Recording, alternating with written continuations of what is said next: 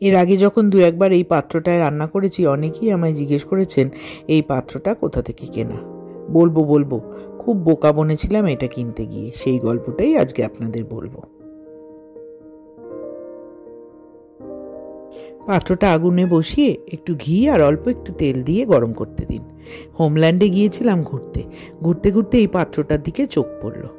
এবার ঘিয়ের মধ্যে গাজরটা কুড়োনো ছিল, সেটা ভালো করে ধুয়ে ভাজতে থাকুন আর সঙ্গে সঙ্গে গল্পটাও শুনুন।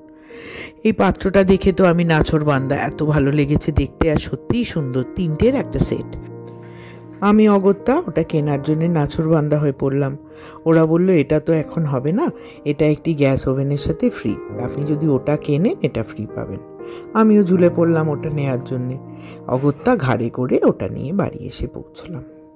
গাজরটা আপনারা যখন নাড়বেন তার মধ্যে আস্তে আস্তে একটু যখন ভাজা ভাজা ভালোভাবে হয়ে যাবে, ওর মধ্যে বাদাম, 1 চিমটে নুন আর একটু করে করে দুধ দিয়ে দিয়ে নাড়তে থাকুন, কারণ জলের বদলে ওই দুধ দিয়ে এটা সেদ্ধ হবে।